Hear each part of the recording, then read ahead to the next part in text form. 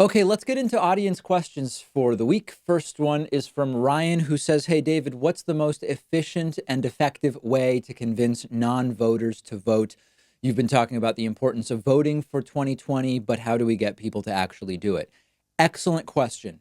I've been saying 2020 can be won or lost on turnout alone. So how do we actually get people to vote? Even if we understand that we're better off convincing people to vote who already agree with us than trying to argue with and change the minds of Trumpists, you still have to figure out how to get non-voters to vote. Something has kept them from voting in the past, or they weren't old enough, in which case we just have to explain to them, it's now time, you're now old enough. But let's explore it for people who have been old enough to vote for a while but have not voted before.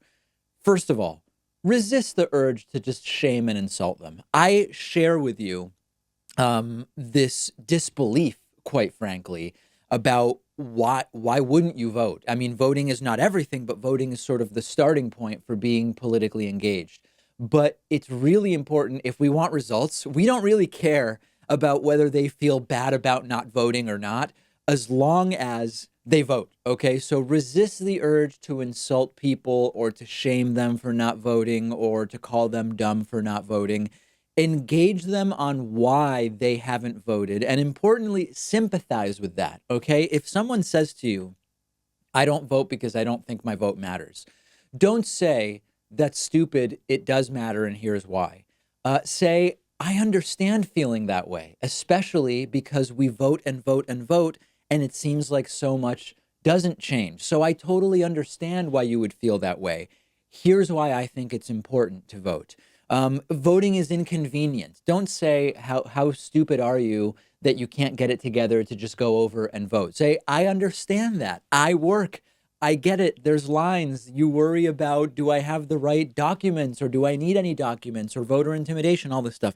Don't say that these concerns are unfounded. But then you have to really make the case that not voting isn't neutral, that whatever your reasons are for not voting, you are participating in the end result as much as voters are by saying, I'm choosing not to have a voice, and I'm going to let the people who choose to vote have disproportionately more power by direct consequence of me not voting. The younger the person you're talking to is, you should also be making the case that they, by voting, are going to make small redirections to the future path of the United States that will impact them for way more years than older folks are going to be impacted, simply because on average they're going to be alive for a longer period of time.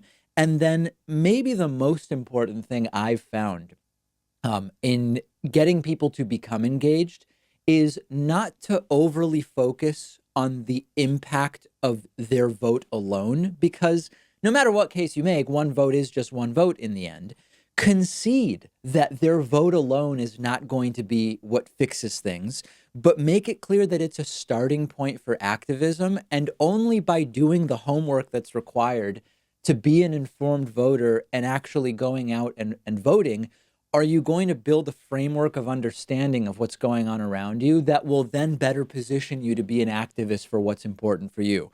Speak about policy if you identify specific policy issues that are up for debate or that could be influenced significantly based on the election you are discussing. So if it's a local election and traffic issues are really important to them, and there are traffic decisions to be made or that will be made by the victor of the upcoming election, focus on that and focus on how that relates to them and to their lives. And then lastly, use some polite peer pressure without shaming someone for not voting.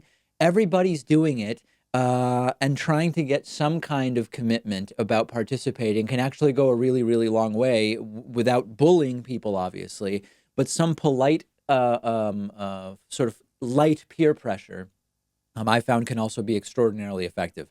Let me know how you have succeeded at getting people to vote. And again, the reason we're talking about this is that 2020, any one of the 2020 Democratic contenders can defeat Donald Trump on turnout alone, but it's not going to happen unless we actually know how to get people out there and voting.